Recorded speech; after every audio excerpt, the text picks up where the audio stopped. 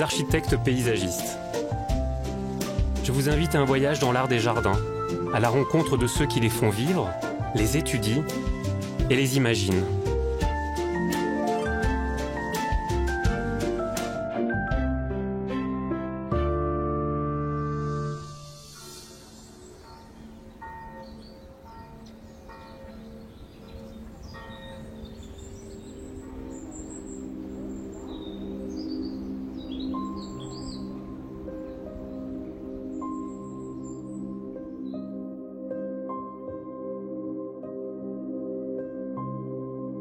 Surplombant la vallée de la Dordogne, les jardins suspendus de Marquessac s'accrochent sur un éperon rocheux imposant.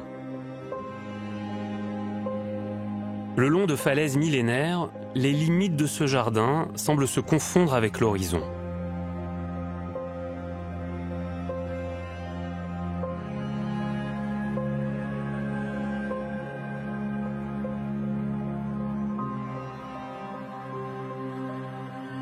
Ici, le paysage et le jardin se subliment mutuellement.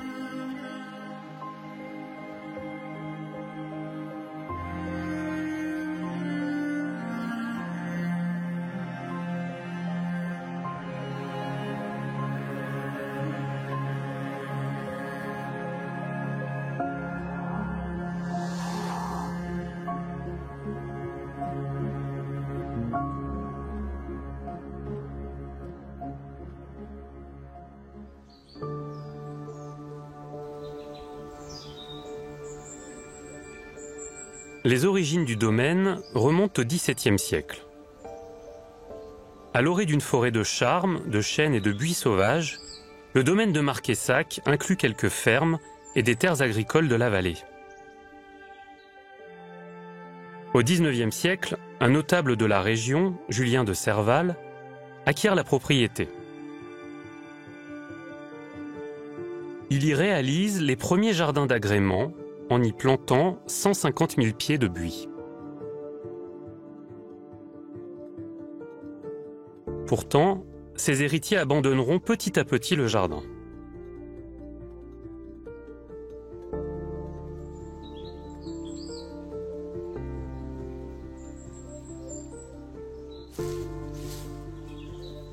Depuis 1996, Kléber Rossillon est le propriétaire de Marquessac.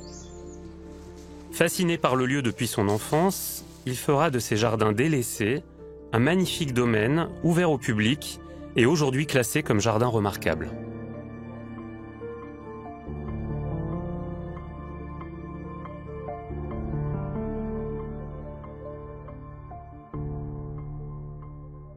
Kléber, vous avez passé une partie de votre enfance dans la région et vous avez compris très tôt quel était le potentiel de Marquessac. J'étais persuadé que c'était vraiment un endroit magique et donc d'avoir eu l'occasion de pouvoir s'en occuper, ça a été quelque chose d'extraordinaire dans ma vie. Mmh. Autour du château, j'avais l'idée de dégager le château, de le rendre en majesté, en beauté et de le rendre éclatant dans le paysage tel qu'il était il y a 150 ans. Mmh. Bon, il y a 150 ans, le parc était complètement dégagé, avec les vues de chaque côté du promontoire. Partout, j'ai essayé de retrouver cet esprit du 19e siècle, esprit de curiosité, de découverte. Et il s'agissait de se remettre dans la tête de Julien de Serval et de recréer ce qu'il aurait pu faire lui-même. Mmh. Pendant toute sa vie, il va notamment créer ces 6 kilomètres d'allées autour des anciennes allées cavalières qui existaient déjà. Il va les border de petits buis sur 6 kilomètres et il va s'inspirer de ce qu'il avait vu en Italie et créer un jardin pittoresque comme on pouvait l'imaginer au XIXe siècle, avec des belvédères, des petites parties plus pour le repos, pour la méditation. Pittoresque, c'est-à-dire qui mérite d'être peint, où l'on pouvait apprécier à la fois le paysage environnant, apprécier des lieux très intimes, Et puis tous ces petits chemins plutôt sinueux. On est partout dans les courbes, dans l'aménagement avec le terrain, on suit les falaises, on monte et on descend sur le sommet du promontoire de Marquessac. On apprécie la nature sauvage aussi. Remarquer les curiosités, les bizarreries de la nature. Ça, c'est vraiment l'esprit du 19e siècle. C'est la recherche de ce qui est pittoresque, de ce qui est curieux. Et Julien de Serval a mis en valeur ces formes de rochers qui étaient extraordinaires. Et on a surtout ces vues sur le paysage au loin. On commence à voir le paysage du Périgord comme beau, alors que jusqu'à présent, on considérait que ces falaises composaient un paysage affreux. Et c'est ce retournement de l'esthétique que l'on constate à Marquessac.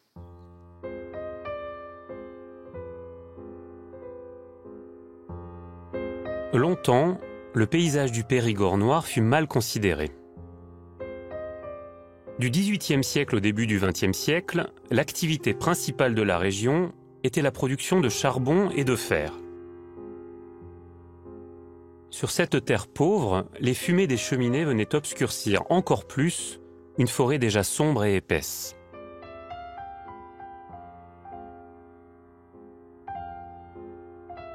Enrichies par le commerce du fleuve, les terres sont progressivement déboisées et cultivées. Elles offrent aujourd'hui de superbes vues que l'on contemple depuis les terrasses et les belvédères de Marquessac. Désormais, le jardin s'harmonise avec le paysage.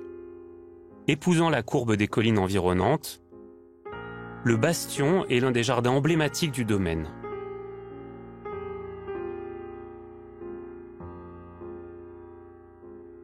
Il a été restauré et revisité par le paysagiste José Légoni et son équipe.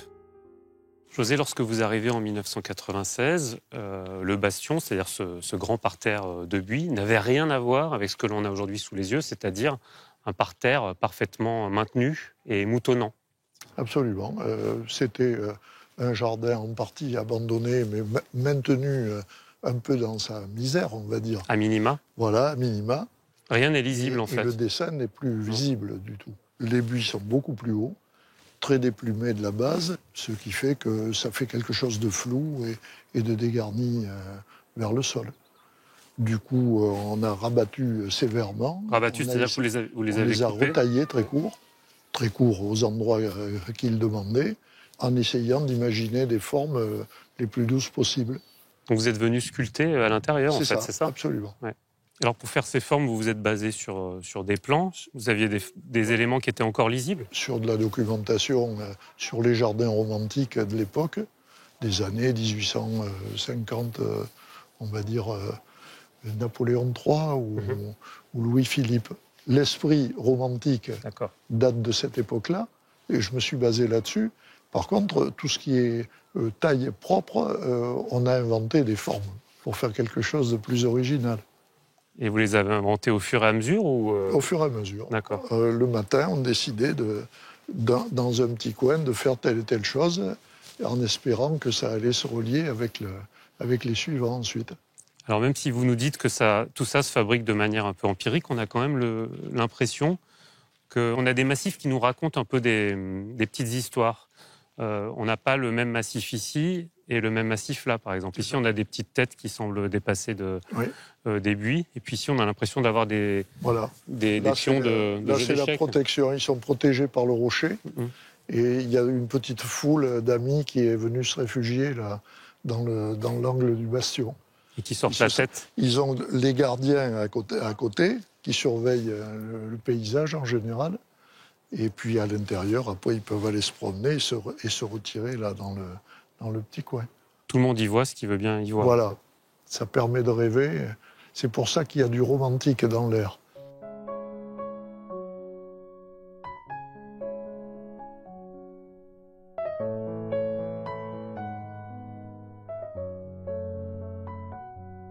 Depuis le château et les jardins de buis du Bastion et du Chaos, 3 promenades traversent le domaine d'est en ouest sur 3 kilomètres.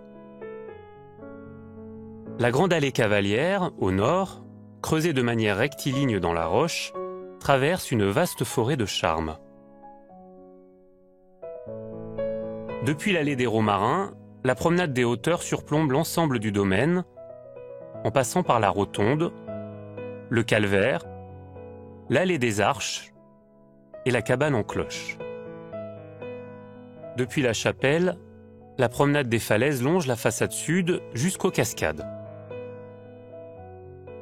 Les trois promenades se croisent sur l'esplanade et mènent toutes vers le belvédère et l'asile du poète. Les jardins de Marquessac se déploient ainsi sur la totalité de l'éperon rocheux qui domine la vallée de la Dordogne.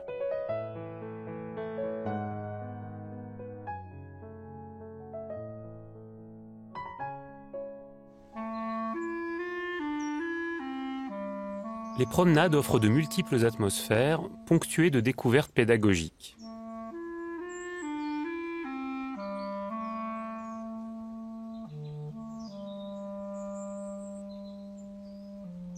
Les aménagements de Kléber-Rossillon prolongent l'esprit du XIXe siècle où l'on se passionnait pour la science de la nature. Ils cherchent également à éveiller la curiosité et les sensations. Les senteurs provençales parfument l'allée des Romarins et des Santolines. Dans la promenade des hauteurs, des voûtes de buis protègent les visiteurs.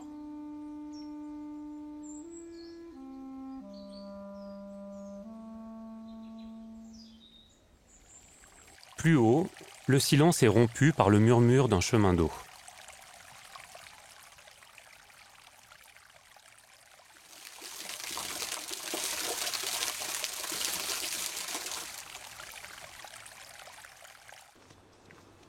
Jean Lemoussu est le chef jardinier du domaine. Il a notamment supervisé les aménagements de la promenade des falaises. Jean, plus on s'éloigne du château, plus on rejoint une nature sauvage, une nature libre, à l'exception de cette petite chambre de verdure, cette grande esplanade, qui est finalement une petite parenthèse dans la promenade. C'est une pause fraîcheur, effectivement, à mi-chemin entre le château et le belvédère. Ça redonne un bon élan pour continuer la promenade. Donc un endroit qui tranche un petit peu avec le début des promenades. Et puis toujours ce buis qui est vraiment notre compagnon tout le long de la promenade. Il est toujours là, en fait. Omniprésent. Il n'y a pas une seule allée à Marquessac qui n'a pas son petit alignement de buis. Avec ici une petite haie, puis là une haie plutôt à hauteur d'appui, qui nous met à distance du vertige. Qui ferme un petit peu. Voilà, on est en bordure du site. En dessous, on a une nature complètement sauvage. L'ensemble de la partie visitée, elle est cadrée par le buis en permanence. Ce qui est sûr, c'est qu'à chaque fois, on est vraiment en contact avec les éléments. Par exemple, avec cette roche, c'est extraordinaire cet endroit. Oui, la falaise. Ce calcaire qui prend la lumière. Elle est omniprésente tout au long de la visite. C'est vrai que ça fait partie aussi des paysages de la vallée de la Dordogne. Alors des calcaires plus ou moins grisonnants, mais avec quand même de belles couleurs ocre. Et ici, on l'a tout au long de cette promenade des falaises. Une allée d'ailleurs qui est partiellement taillée dans le rocher. Donc il faut s'imaginer le travail qui a été réalisé ici il y a 150 ans pour ouvrir tous ces cheminements.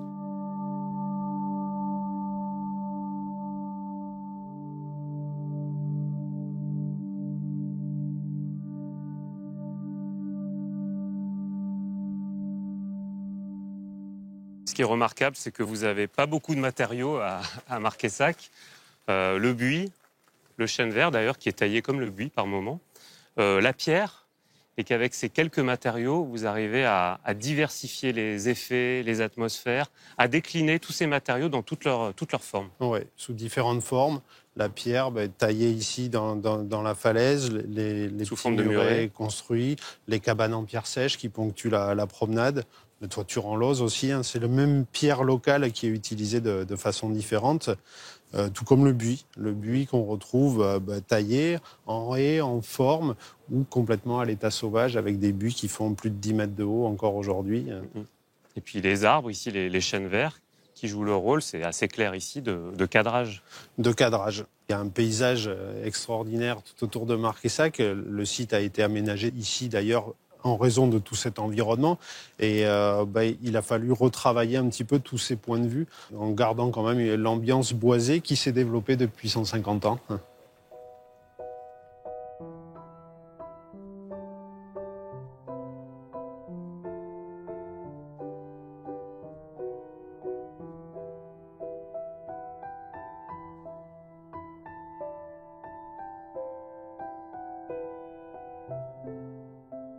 Kléber, il y a quelque chose du conte de fées ici à Marquessac. On est isolé du reste du monde. On domine la Dordogne. On est un petit peu comme sur un tapis volant au milieu des nuages. Alors effectivement, ici nous sommes au belvédère de la Dordogne. C'est le nom que j'ai donné à ce belvédère qui avait été créé par Julien de Serval il y a 150 ans pour sa position dominante. C'est le point le plus haut du parc et on voit tout le promontoire de Marquessac derrière nous, derrière lequel est caché le château. Alors il y a quelque chose de splendide ici, c'est le calcaire quand même. C'est-à-dire qu'on a une végétation qui est assez sombre, effectivement les chênes verts, les buis. Et ce contraste magnifique avec la couleur très claire qui prend le soleil du calcaire et qui est très identitaire de ce jardin et qui fait aussi d'ailleurs que ce type de végétation pousse ici. Alors, pourquoi est-ce qu'on voit le calcaire? Parce que au fond de la Dordogne, vous avez des galets de granit qui viennent du Massif central. Le Massif central est à 60 km d'ici, donc on n'est pas très loin. On est aux confins du Massif central. Tous les torrents dévalent en emportant ces petits galets et depuis des centaines de milliers d'années, à chaque crue, ils se mettent en mouvement et ils usent le fond du calcaire et ils creusent le lit de la Dordogne. Et donc la Dordogne va descendre et va aller buter de falaise en falaise, de gauche à droite. Et à chaque fois qu'elle bute d'un côté, elle taille une falaise sur une trentaine de kilomètres du cours de la Dordogne. On voit ces falaises qui sont apparentes.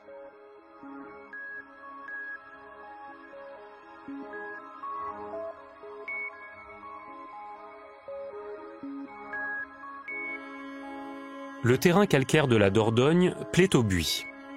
Mais cette plante est aujourd'hui menacée. La pyrale, un parasite venu de Chine, a déjà détruit une grande partie des buis européens.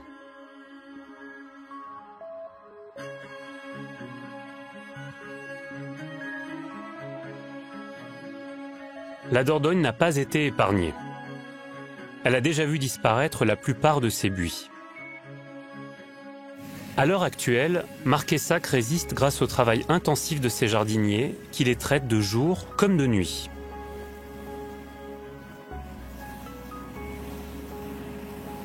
Sébastien Godet est arrivé à Marquessac en 2016, en pleine invasion de la pyrale. Un beau défi pour pouvoir réussir à maintenir nos buis effectivement dans cet état-là ici toute l'année où ça a été une grosse bataille vraiment contre cette chenille qui vient dévorer nos buis, dévorer les buis de la région et on a réussi effectivement à relever ce défi cette année-là, mais à quel prix? C'est une chenille qui s'intéresse de toutes les façons que au buis. Hein. Oui, ça tombe assez mal ici. Oui, ça tombe assez mal puisque, comme vous avez pu le constater, ici, il y a des buis partout. Il y a des buis partout. Donc effectivement, ici, c'est un peu le restaurant. C'est un peu le grand restaurant de la pyrale, effectivement. Rapidement, on pourrait se faire dévaster le jardin en une saison si on la laissait faire, si on la laissait libre de ses mouvements. Et en plus, elle est très difficile à détecter parce qu'au départ, elle est très petite. Et pourtant, c'est là où justement on doit agir parce que c'est là où notre traitement sera le plus actif. C'est un traitement qui est à base de bacilles, qui est une bactérie qui va rendre malade la chenille. Donc plus la chenille est jeune, et plus il va être utile, ce traitement, plus il va être efficace. Bon, mais ça a l'air de marcher parce que là, les buis, ils sont en pleine forme. Ça fait plaisir à voir. Ouais, ça marche plutôt bien. Ouais. Ce jardin, appelé le chaos de buis, a été imaginé par Kléber-Rossillon. Pour lui, comme dans un tableau romantique, il symbolise les ruines d'un mur antique qui se serait écroulé dans le jardin. Le chaos de Marquessac, comment vous procédez à sa taille là? Alors ici, voilà, c'est une taille qui est spécifique par rapport au reste du jardin, comme vous avez vu, qui est plutôt du moutonnement, qui est plutôt donc des buis plutôt des formes arrondies. Voilà, qui vont être des formes arrondies, très douces. Formes sphériques, très douces. Exactement. Et donc ici, voilà, on va être sur des cubes, des gros cubes.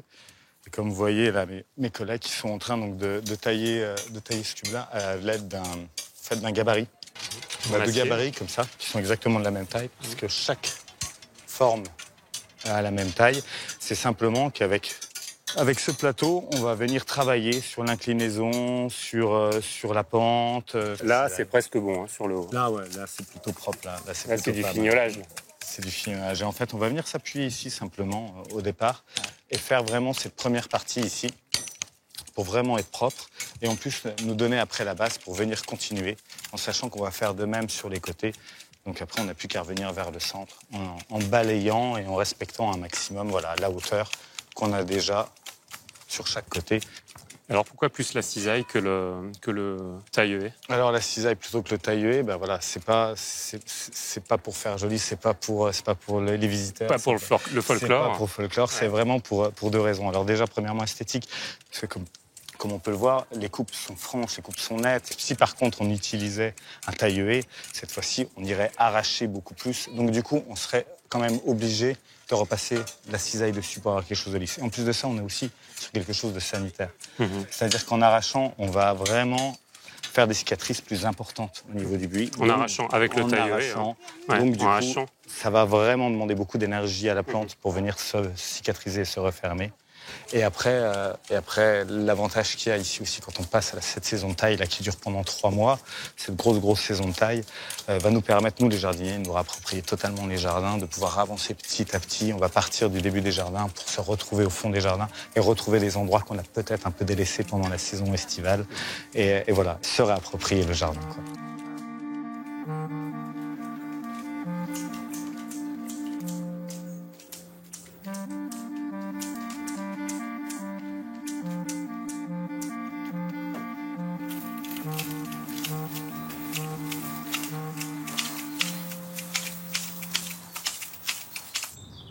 Chef jardinier des jardins de Versailles, où je le rencontre, Alain Baraton est le parrain de Marquessac depuis 1996.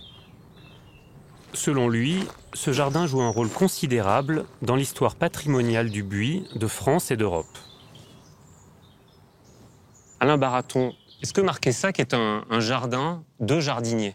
Quand on rentre à Marquessac, on pense immédiatement jardinier. Parce que ce jardin n'existerait pas sans la présence autrefois de jardiniers pour le concevoir, mais pour l'entretenir. On ne peut que se réjouir d'être le parrain d'un jardin comme Marquessac. Et moi, je suis très heureux d'avoir été choisi pour une raison simple. Je ne cesse de vouloir remettre, j'allais dire, le jardinier là où il aurait toujours dû être. Le jardinier a souvent été considéré comme le pecno, le cutéreux. Et alors que le jardinier, c'est le plus noble des métiers. C'est pas moi qui le dis, c'est Voltaire. Et l'idée que Marquessac aujourd'hui, me permette de venir saluer mes confrères ne pouvait pas me faire plus plaisir qu'en me choisissant comme parrain. Le buis se décline sous toutes ses formes à Marquessac, depuis la forme libre jusqu'au taupière. Est-ce que finalement Marquessac est une démonstration de tout ce que le buis peut nous offrir, de toutes ses capacités? À Marquessac, on a su jouer avec le buis d'une manière absolument incroyable. On oublie les fleurs, on joue sur les couleurs, le vert. On oublie le rectilisme, en admettant que cela se dise, et on oublie la symétrie, mais on crée des volumes, on crée des formes, on crée des courbes. Ce qui fait que Marquessac utilise le buis typique du jardin à la française dans un environnement qui serait plutôt d'inspiration paysagère, tout en gardant, j'allais dire, les caractéristiques des deux jardins. C'est peut-être ce qui fait la caractéristique du buis, un végétal que l'on peut modeler, que l'on peut parfaitement adapter à ses propres désirs. Les jardins de Marquessac, on l'a compris, sont des jardins vulnérables, notamment à cause de la pyrale du buis. Est-ce que ce n'est pas une prise de risque aujourd'hui d'avoir un jardin qui est presque monospécifique? L'idée d'avoir créé sur un piton rocheux un jardin de buis me semble complètement fou. L'idée d'avoir voulu planter une seule variété de plantes et jouer non pas sur les couleurs mais sur les volumes relève d'une folie inouïe, mais de la belle folie. Et l'idée aujourd'hui d'entretenir un jardin menacé par un insecte, je trouve ça encore complètement, ne parlons même plus de folie, mais là carrément de dinguerie. Donc l'idée que Marquessac soit planté d'un végétal un seul, je crois que c'est une source légitime d'inquiétude, mais c'est aussi peut-être un grand espoir, car je pense que s'il y a des moyens efficaces pour lutter contre la pyrale, c'est peut-être à Marquessac et grâce à Marquessac qu'on trouvera les remèdes efficaces. Et je pense que Marquessac a encore, je l'espère, de très longues décennies à vivre dans l'état dans lequel nous le connaissons aujourd'hui.